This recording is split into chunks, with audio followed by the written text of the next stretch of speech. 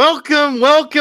Happy Friday from everyone here at Prime Sports World. I'm, of course, your host, David On Point. Helping right there is my co-host, Mr. TJ Hopkins. On today's episode of the show, we're going to be breaking down the Washington Commanders season, what we think they're going to be like in 2024, 2025. Please like, share, and subscribe to the podcast as we've swung into the NFC East now. We're moving into our season previews, doing every single team before the kickoff of the National Football League. Thank you very much for joining us and welcome into the show. TJ, what's up, brother? Happy Friday.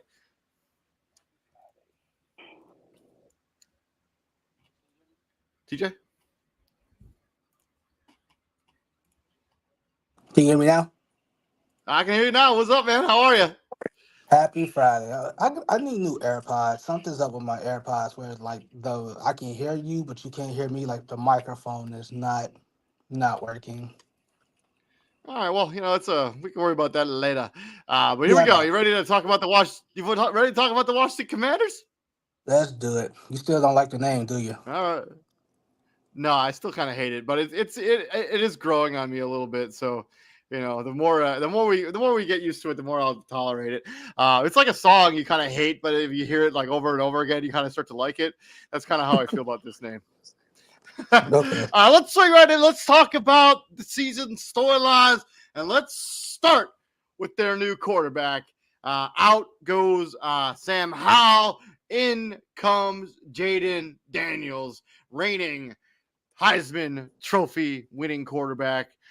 Comes in, put up monster numbers at LSU last year. Did have a phenomenal trio of wide receivers while he was there at LSU. Put up really big numbers. What are your expectations for Jaden Daniels as he goes into the NFL situation and looking at the roster that he's going to have at his disposal with the Sam Cosmi, with the Tyler Biadasz, Austin Eckler, Scary Terry McLaurin? Zach Ertz is now a part of this team as well. Yeah, it's a nice collection on paper. You also got to wonder how those pieces fit together in this new system under Dan Quinn. First, don't get me wrong. Like, I understand, like in Chicago, like what the new head coaches wanted. Hey, new head coach, new QB. No disrespect to Sam Howell. I think Sam Howell did okay. I think he did enough to keep Yeah, I his mean job. he led the league in passing yards at a point in the season, and it Like wasn't like week one. It was like later in the year for a lengthy time period, too. And yeah, like he put up some pretty good numbers on a team that was not good. like now I don't even know where Sam Howell is at right now. Is he in Sam Howell, is he in Seattle? No, he's not in I Seattle. I think Sam Howell is in Seattle. Let me look that up real quick. But yeah, I fully expect Jaden Daniels to be one of the top rookies in the league, be in the rookie of the year race, all that good stuff. It's just this is like legit the only position, like this is like the only award where winning matters, but it really doesn't. If you catch my drift, like CJ Oh yeah, for Stroud, sure. CJ Stroud doing what he did last year and winning games, like the winning was just the cherry on top. You feel? So like I think CJ Stroud would have still won Rookie of the Year with the numbers he put up last year had they won 5 or 7 games versus what they actually did and winning the division. I expect Jaden Daniels to be in that same boat, like be in there with a Caleb Williams, be in there with a Marvin Harrison Jr., um, a I mean, Brock Bowers. the other thing he benefits from, like he's got nobody to look. He doesn't have to really look over his shoulder. I mean, Marcus Mariota is the only backup that really scares you on the team. He's really more of that veteran leadership. Jaden Daniels is going to get every opportunity to make every rep and every throw on this team next season. And we kind of hope that now what CJ Stroud did last year is I feel like that's what you call it. That's an anomaly. That doesn't happen normally for rookie quarterbacks. But I hope the foundation that was laid inspires other coaches with rookie quarterbacks to be like, hey, Play free. Don't worry about mistakes. Don't worry about none of that stuff. Why? Because you're gonna make mistakes. Like, And I think he's got the right, like, so he's the offensive coordinator. Cliff Kingsbury is now the offensive coordinator of this team. He's going to yeah, allow this guy to make mistakes. Like, Cliff Kingsbury is yeah, a coach's coach, like a player's coach. Like, he's going to coach this guy as if, like, hey, the playbook's open. We're just going to do whatever, like, whatever the results. yes, Because really, Washington Commanders this season, there's no expectations. Like, they're not none, expected to be good. Like, none. if they win 5 games this season, I think that would be an accomplishment. Now, if you're Jaden Daniels, you also got to understand what comes with this territory of Washington. Like, this is a this is a tumultuous organization. This is not a properly ran organization, right? Like, I mean, we're it didn't used to be. I mean, Daniel Snyder's no longer there. I mean, Joe Harris, I think, is now part of the ownership too. He's owner of the Sixers. Like, he seems to have steadied the ship a little. yeah. So like, it's Joe Harrison. I think Magic, right? And Uh, Magic Johnson. yeah, I think he's probably a minority owner, but yes. Magic, hey, he the face.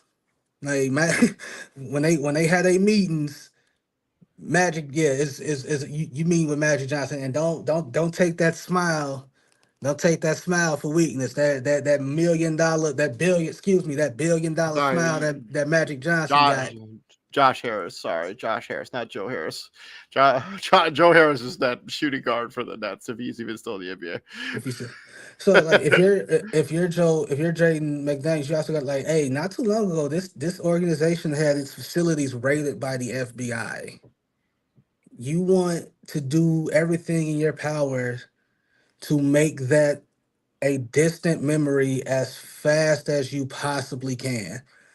And nothing will do that quicker than your excellent quarterback play. Yeah. And but I'll and on the fan side, we if he makes a mistake or if he has a bad stretch of games, you can't be so quick to abandon ship. I forgot who I was talking to yesterday. I think I was talking to matter of fact, I was talking to like some family members, and what we've done in the sports world, no matter what the sport is we have completely gotten rid of the grace period for rookies. Yeah, Like, it's true. it and it sucks because, like, you're a rookie. You're supposed to be bad at the professional level. You're not supposed, like, every rookie ain't gonna hit the ground running. Like, so every rookie, especially every rookie quarterback that's gonna come into the league, not finna do what CJ Stroud did like last year. I mean, Every they're not rookie, all going to do what Justin Herbert did. They're not going to do what Peyton Manning did. they're Like not gonna do some what of these, Cam Newton did. Like, do you remember yeah, Cam Newton in his rookie year? yeah, it was incredible. It was He threw for incredible. he threw for more passing yards that season than any other season in his career, Like, and even the MVP year. every rookie receiver ain't gonna be Justin Justin Jefferson. Jefferson or Jamar. Like, yeah, like, there's gonna be a growth, some growing pains, a grace period, and it's gonna, like, Jaden Daniels is gonna find out real quick, like, hey, that window that was open in college, not necessarily gonna be open in the NFL. Yeah, Players but are he's got the prototypical size. I mean, 6'4", 210 pounds. You like to see him bulk up a he little got the bit, but prototypical height. He ain't got the yeah, prototypical yeah. weight. Yeah, but I think that'll come with time as the longer he's in the National Football League. Let's talk about a little bit about numbers when we're talking about expectations. What are you looking to get out of numbers wise out of Jaden Daniels? I mean, we're uh, talking 3,500 yards. We're talking maybe 20 touchdowns to 10 interceptions, maybe 800 yards on the ground. Throw in 5 more touchdowns on the ground as well. I think those are give me realistic. realistically, give me 3,200. Give me 3,200 through the air. Um, give me 25 through the air. About 12 interceptions. Give me another, because of his size. I don't think they're gonna want him running a lot. Give me another 6 to 750 on the ground, and 6 touchdowns on the ground. Yeah, I like it. I think those are realistic expectations. Swinging from that storyline, let's talk about this team and selling. So they sold off 2 big pieces this most recent offseason or during the season last year with Montez Sweat to the Chicago Bears and Chase Young to the San Francisco 49ers. Do you think this team is done selling off pieces like a Scary Terry, like a Brian Robinson, or a Jonathan Allen or De'Aaron Payne? Deron If it Payne, sorry. if I was running the ship, nah, I wouldn't be done. Like you already know how. Like when they first got all those guys together, like bro, I love that defensive front. Like that was scary. It was. It should have gave most offensive coordinators, most head coaches, the stuff of nightmares because there was no one on that line there. It's like, hey, who do I single out that like no, like you can't double when he was there, you couldn't double Montez Sweat because that left Jonathan Allen and Deron Payne 1-on-1 with somebody. Like there was nobody on that. They created the perfect scenario for them. It's like, hey, you can only double team one or two of us. That's gonna leave somebody 1-on-1 with their matchup, and I have faith in my guy. Like, please, but it didn't work. Like they should have been like man, like basically like what Philly is on defense. That's what Washington should have been. Like Yep. no questions asked. I wouldn't be done selling. Like, hey, I'm probably on the phone right now. Hey, man, what would it take for you to what would it take for you to give me Deron Payne? Hey, man, hey, I'm starting the conversation with a 1, 2, and a 3, and we'll go from there. Yeah. Yeah, and I think I think Scary Terry, Scary Terry McLaurin. I think that's another guy who could be potentially on the move. I mean, he is one of those guys who's a big time wide receiver. You almost want to kind of keep that guy, in order to keep your young quarterback. Give him a guy that's proven. Mm-hmm. But I mean, I think this team is going to continue to sell off some of these pieces. I think you have a Johan Dotson who's been pretty underwhelming as a pro, could use a change of scenery. Brian Robinson Jr., he's been a pretty good running back, but he's been expendable. He's a little, if you get some value for him and try to get some future draft capital, because we're not really talking about this season when it comes to the Washington Commanders. It's really about the seasons coming after this one. So if you can Yep. get more draft capital and continue building this team through the draft, I mean, the sky is really the limit. I mean, if Jaden Daniels is the guy, and you keep Terry Scary McLaurin, and you kind of just you keep Zach Build Ertz from there. potentially as well. Yeah, yeah. Like, man, like me, yeah, I would be looking to move some of these pieces around yeah. I was because gonna they say, don't if I, really hey, fit they don't really fit the timeline. excuse me, like I would not be done selling at all. Like especially Jonathan Allen, like, 'cause I think he's older. I probably think he's the oldest person on that line now. And by old, like, he's like what, 30, 31, 32, maybe Jonathan Allen is 29. His birthday 29. doesn't come up until January, so he'll play this entire season with that 29. So yeah, like he's probably the quote unquote elder statesman on that defensive line, and you could get a hefty return for all basically any one of those three dudes. You can get a healthy return from him, Deron Payne, or Terry McLaurin, depending on. So like real talk, like if I'm, which is why I'm surprised when we'll get to I'm this. just Like, if I'm the Chargers, I'm for sure making a phone call. Be like, hey, what would it take to bro, get like if I'm the McLaurin? Chargers, if I'm Buffalo, I'm on the line right now. Hey man, what you want for Scary Terry? Yeah. Like that, like so I seriously, mean, like. the dude has put up crazy numbers with like Swiss cheese at quarterback for the last 3 seasons at least. Like so sick. Like if I'm obviously like you don't want to trade within the division because like you can't sit here and tell me Dallas can't use a Deron Payne or a Jonathan Allen like because they could Yeah, yeah, they like they have could, they for they sure could. absolutely could. So And if yeah, I'm like Carolina, I mean, man, like are you done selling? I wouldn't be like I'm on the phone right. I'm making calls right I now. would say. I would say no. I don't think this team will be done selling. To the final storyline, let's talk about Dan Quinn. He infamously lost that Super Bowl 28-3 as the head coach of the Atlanta Falcons. He had that abysmal playoff game as the defensive coordinator of the Dallas Cowboys against the Green Bay Packers. What is your faith level in Dan Quinn? He also feels like Dan Quinn was kind of like Scapegoated. a Yeah, no. I'm not saying that. I mean, like on the hiring process, like they wanted Ben Johnson, the offensive coordinator from Detroit. Hmm. He decided to stay in Detroit, and Dan Hmm. Quinn kind of was like the last option. Like okay, he's there. We'll just hire him. Like it doesn't. It didn't really feel like this is the guy they wanted to hire, but they ended up with him I anyways. no, I ain't gonna say that because once again, when you're in the interview process, though, you ain't got to impress Josh Harris.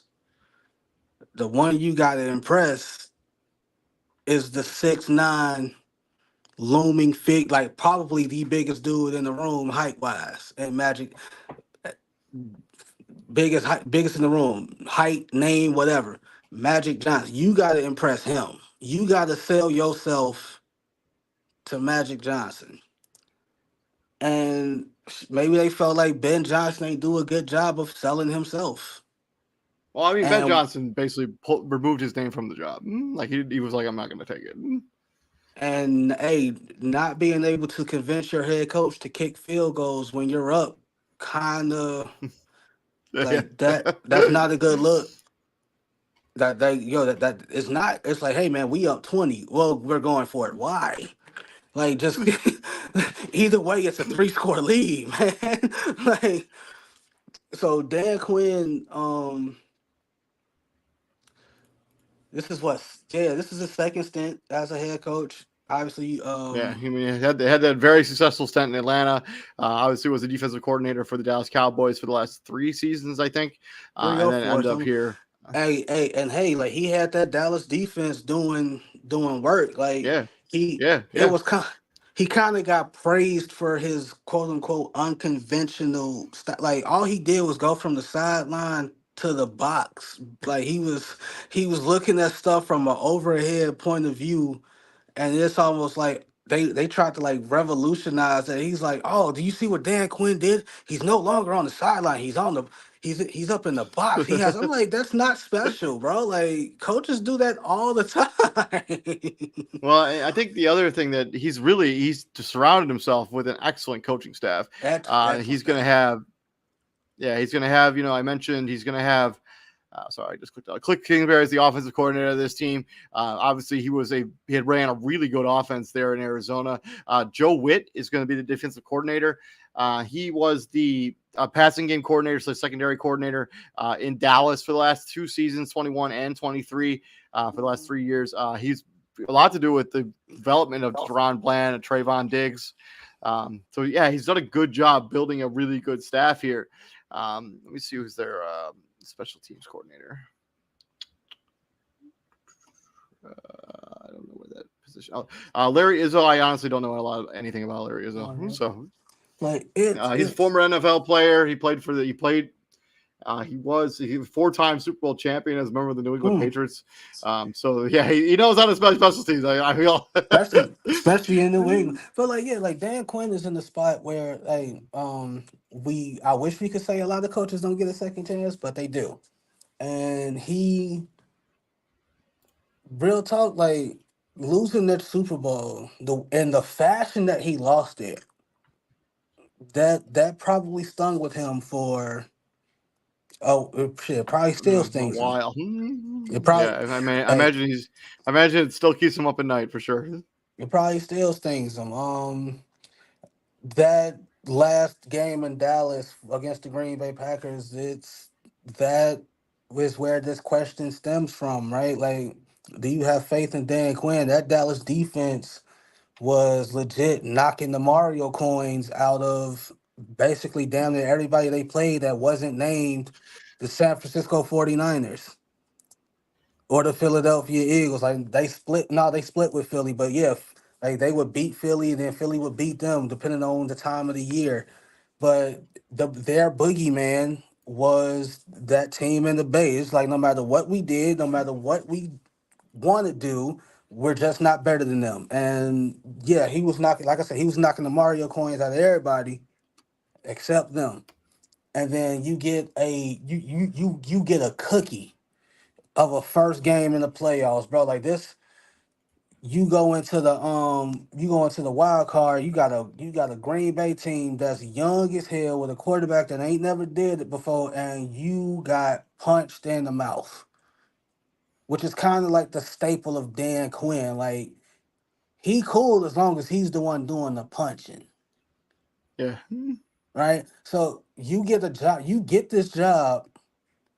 This is after Ben Johnson took his name out. You get hired there, so it's not a secret that you're. This is whatever happens with the Cowboys. This is it, and your lasting image in Dallas, your first impression in Washington is a 42, 48 to whatever ass whooping at the at the hands of the Green Bay The hands Packers. of Jordan Love and the Green Bay Packers. I honestly thought that like after that game that like Dan Quinn was just he was never going to get a job in this coaching cycle. And I think if Ben Johnson doesn't remove his name, he doesn't get a job in this coaching cycle.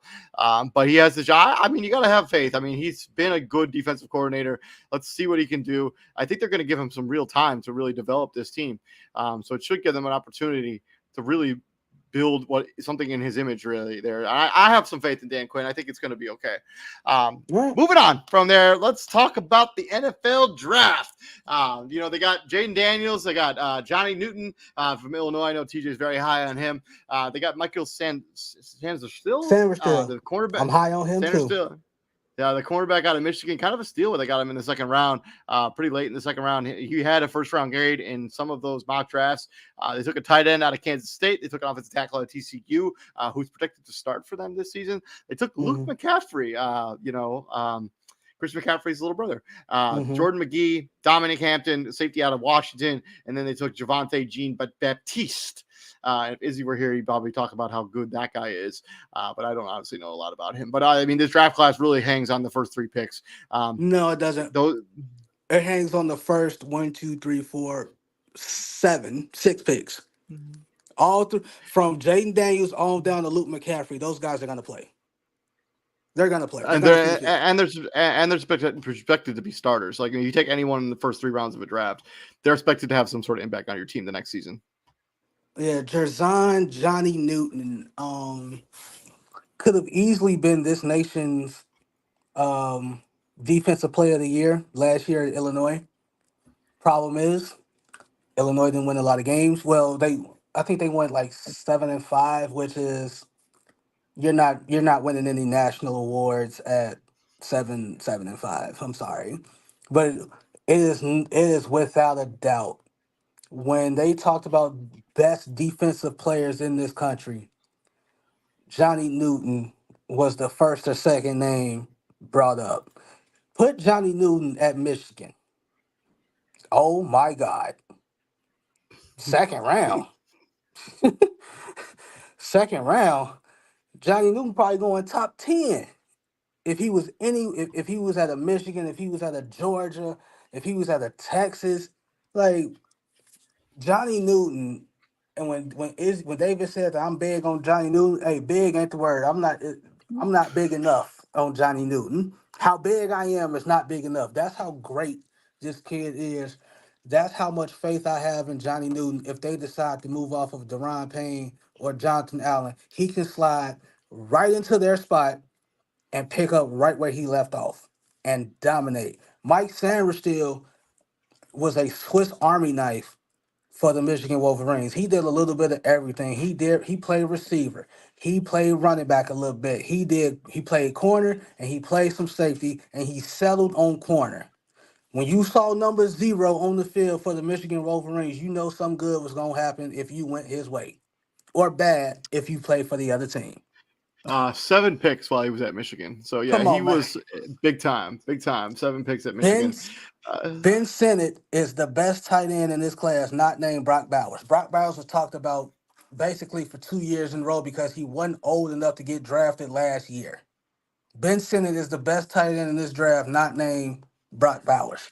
6'4", 250 pounds. Last season, while at Kansas State, not a prolific offense. 49 catches for 676 yards and 6 touchdowns. Should be a very good compliment to Zach Ertz this Like upcoming if season. you put Ben Sinnott in an offense that suits what he really does, Yeah, Ben Simmons would have been a problem. Would have 49 catches would have been at least 60, 65. That how many yards he got, double that, and them touchdowns probably double them too. And then obviously you got Luke McCaffrey, little brother of Christian McCaffrey. Obviously, Rice. It's Rice. Don't get me wrong. 6'2", gives him one of those bigger targets out in the slot. He should have an impact right away there. And then Brandon Coleman is a tackle slash guard who can play literally almost anywhere in the offensive line that isn't center.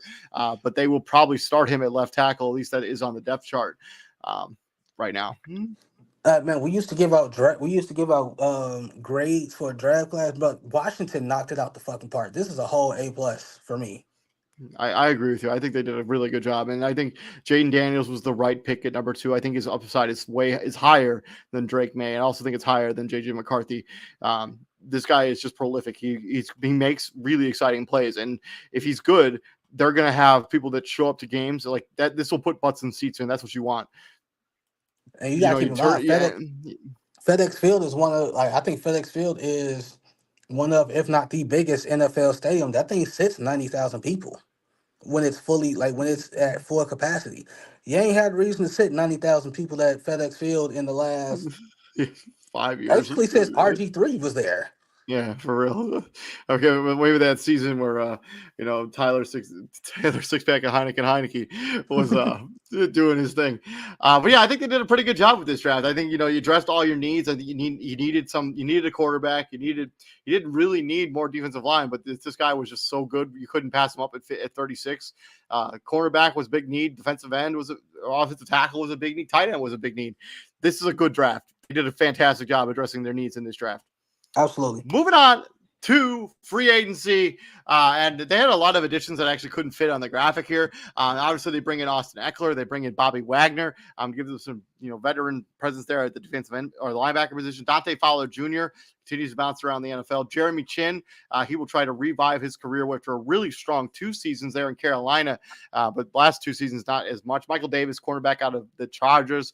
They did lose Curtis Samuel, Logan Thomas, and Antonio Gibson. They also added in free agency that I did not include in the graphic is Tyler Biadasz to play the center position, taking him from the Dallas Cowboys. And then they added Nick Algaretti, the left guard from the Kansas City Chiefs. Yeah, so he's going to start at left guard.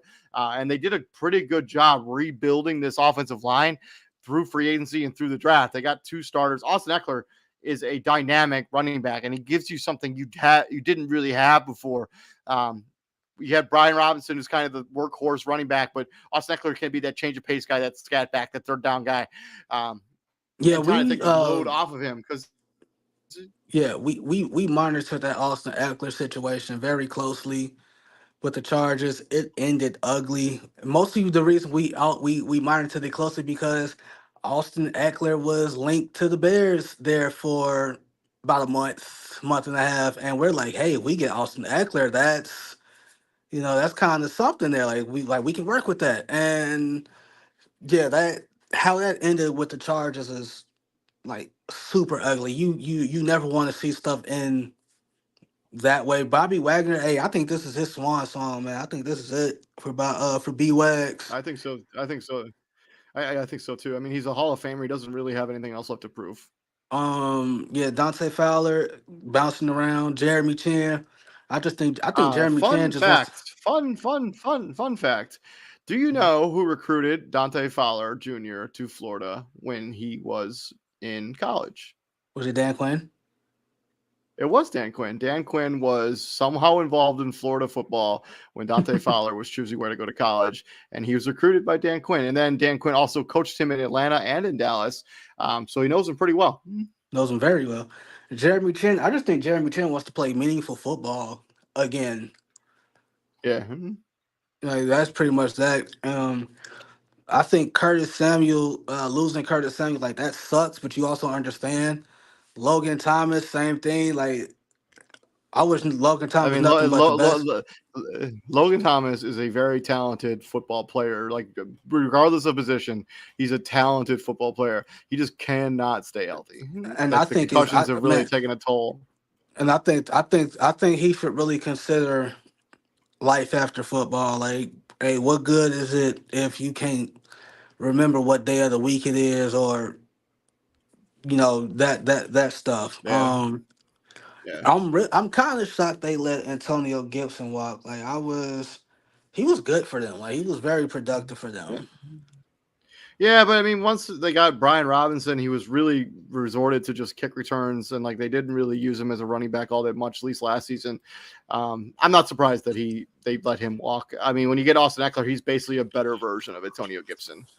Yeah, yeah. I mean, I like what they So did. I like what they did. Let's get to their schedule because I think I'm gonna shock some people with their schedule. let's get into it. Ceiling and floor when it comes to the Washington Commanders. Just looking at their schedule, it's not the most difficult schedule as a last team schedule should be. But if you had to pick their ceiling, let's talk about their ceiling. Let's go floor first, actually. Oh, what's the floor for the Washington Commanders this upcoming season? Where did they go last year? Real quick, 2 and 4-13, I think. 4-13. Yeah, yeah, 4 and Wait, 13. that's confirmed. 4-13. Uh, Yeah, yeah. floor. Floor. They go 6 For and the floor, 11. Yeah, that's the for floor. the floor. For the Oh floor. man, that's man. TJ's being generous over here. I'm looking at their schedule. I think their floor is closer to about 4 wins. I No, think because like they no, go there. I like think they think about it. They won 4 games last year with what they had. We just went through their roster a little bit. We can argue like we made a clear decision that hey, they've upgraded tremendously. The floor yeah, is especially at especially least especially especially the offensive line. I mean, they have at least 4 cupcake wins that I think they can win no matter what. Like they're going to take hey, so one from the Giants. I think they beat Arizona. I think they beat Tennessee, and I think they beat Carolina. There's 4 for sure that's four wins. wins. You mean to tell me they can't get 2 more wins out of that? Come on, man.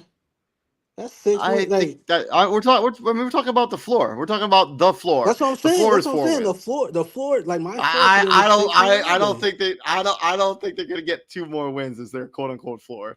I think Oh, come on, I think come on. They there's can beat they no can beat New Orleans. They can beat New Orleans. That's fine. in the Bayou. I don't In think the they can beat Bayou, New bro, Orleans in they the can beat New Bayou. Orleans. That's 5 wins right I there. guess it depends on what New Orleans looks like at that point of the season, but I don't think they can beat New Orleans fully healthy in the Bayou going on the road. I don't think that's a game they're going to win. I mean, I guess it depends on what Pittsburgh looks like at this point in the season, who the starting quarterback is at that point. I think that may I be a think they winnable game, sweep but the I think Giants. I don't know. I don't I think think they. Christian would enjoy that kind of rhetoric. Hey, Christian wants Shador Sanders in a Giants uniform. So this helps. Yeah, I think they sweep it. All right, so my floor is 6 wins. The 4 games you said, plus beating the Giants twice or splitting with the Giants and beating New Orleans. That's my floor for them. 6 wins, right? Six. I'm going for. Let's talk ceiling. We're going to shock people, DJ. Disrespectful. Hey, if everything go right, hey, real time, everything go right, they could get eight. They can get 8 to 9. Everything go right. I thought you were gonna say something like Maybe 11 10. wins, like that crazy shit that Izzy was on a few years ago. He said the No, no, Giants were no, gonna win no, like no, 12, no. Hey, hey, 12, real. 12 games. Hey. In in a real futuristic type shit, like hey, 10-7 is if they go 10-7 with this schedule and all they do, hey, you can't sit here and not nothing. Like you better get what Jaden Daniels better be rookie of the year. Dan Quinn better be in Yeah, consideration coach of the year. Yeah, coach of the year. Oh, like give whatever their GM's name, GM of the year. Like, give them that award. Like, cause all right, so let's be real. Out the gate, you get a tough one. Tampa Bay, that's gonna be tough. That's a tough matchup, man. In Raymond James Stadium, they lose that game for sure.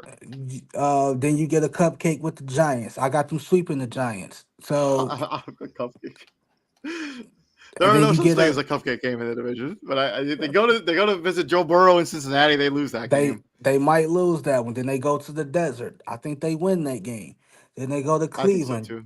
Then they got two Uh, tough ones back to back. They lose both of them to Cleveland and Baltimore. That's tough. Then you get the Panthers. I give that's a win. Then you come to I Chicago. think they beat. Yeah. I don't No, think they beat. Chicago goes there. So Oh no. Oh they yeah, play Carolina. they Yeah, play both. Carolina at their crib. They go Chicago plays at their crib. I think they I split think they those two lose, and games. I think they split. I think they split that series. I think they beat Carolina, but they lose to Chicago, and they beat the Giants again. Pittsburgh, I'm with you. Who's quarterbacking? Is it Russ or is it Justin by this point? Is it both of them? I don't know. And then you get Philly. That's probably you looking at a Cincinnati. pissed off Jalen Hurts trying to get back in the MVP conversation. Jalen Hurts heard what everything was said about him last year. That's probably a L. Then Dallas come to you. That's probably a L. Maybe I don't know. I can see Dan Quinn doing some shit to make Dak look very, very, very, very, very ordinary. Then you beat the Tennessee Titans, and then you get a bye. That's a super late bye. That's It that's is. that's It's tough. terrible. I hate one of my biggest pet peeves with the NFL is giving these teams buys basically when the season's damn near over. Who does that help? So they play. It look like they play 12 games before they have a bye. That's brutal. It's the latest buy you can have. I'm pretty sure. That's br- Bro. That's absolutely brutal. And then you get New Orleans. Like I said they beat I they mean, they I'm not. I can't go there beat New Orleans in the Bayou, but I man think they that they beat could New beat Orleans in the bye. Philadelphia. They could beat Philadelphia. They could beat Atlanta, and You think they're they gonna lose split to with Dallas. Philly? You think they I mean, split it's with Philly? possible. I mean, it's possible. And given that offensive line, like Philadelphia's probably gonna. I don't know. We'll talk about Philly when we get to them, but like they're gonna have to figure out how they're gonna play without Jason Kelsey no longer there. That's true. What this roster like the offense. They also lost a couple of their other offensive linemen. So I personally cannot go any higher than I think like 6 wins for them as my ceiling. I just think that there are yes, Wow. this is not like that tough of a schedule, but I just don't see the way that they win Uh, more than six okay, so games. Like I get what you're saying. Like, hey, it's not a tough schedule, but their hard games are fucking hard. Like yeah, yeah. I Cleveland, mean, they got Baltimore. Baltimore. They got to go to Baltimore. They got to go to Cincinnati. They got to go to Tampa Bay. I mean, Cincinnati was in the Super Bowl not just 2 years ago. Baltimore was the 1 seed in the AFC. Tampa Bay was a playoff team last year. I mean, this is not like it's not a difficult. Pittsburgh was a playoff team last year by hook or by crook. They made it. They made it. I mean, the Tennessee. I know I missed the Tennessee Titans. I think they're like a sneaky playoff team. I think they're going to be better than people anticipate. The Titans. I still got them winning that game. And then on top of that, you got two top contenders in your division in Dallas Yeah. and Philly. So it's like, come on, give them 7 wins. Give them 7. Up your I ceiling can't. one I can't. game. I'll go 7. All right, 7. All you right, convinced cool. me. Their ceiling, I think, is 4 wins. I think there's 4. I think is 4 wins. I think their ceiling is 7.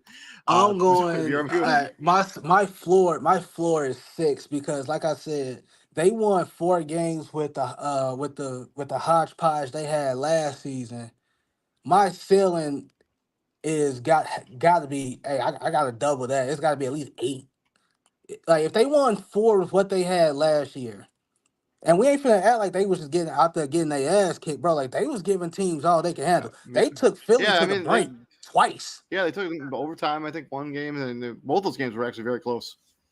Like they took Philly to the brink twice, bro. Like it's man, like, they won 4 games last year with what they had. I think with the improvements, my floor is 6. My ceiling is between 7 and 9. Like if they went 8 and 9 this upcoming season, you heard from me, folks. Call me Nostradamus. We'll see if TJ ends up being right when it's all said and done. This has been our Washington Commanders season preview. Our We next gotta episode will be the New York Football Giants. we gotta We're we going to be gotta doing that find we gotta episode. find a new bet to make because I was this close and y'all can't see my fingers, but they are very close to touching to making David buy a Gardner Minshew jersey. I was so close. The crazy thing is, I love Gardner Minshew. There's like I just love. I'm all in on Gardner Minshew, man. I love Minshew mania. I love Wait, his what wacky was that bet? personality. What was that bet? Was it yards or was it I think wins? I don't know. It wasn't for sure. Wasn't yard? For sure wasn't wins. I'm pretty sure it was yards, It was but I don't yards. really remember what the. but he got hurt, so he never got to really get there. But It's he was like, oh, close. I was so He was close. going for it. He was going for it.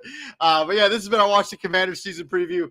Y'all have a good weekend. Stay safe out there. We're gonna bring you the New York Football Giants preview on Monday. You don't want to miss any of that content, so please like, share, and subscribe to the podcast. I'm David Huffman. Right there is the co-host, Mr. TJ Hopkins. And TJ, what do we do here at the Prime, my friend?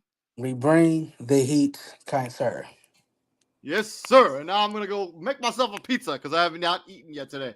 Yeah, We'll go see you do guys that. later. Go do that. Peace out. Peace out, brother.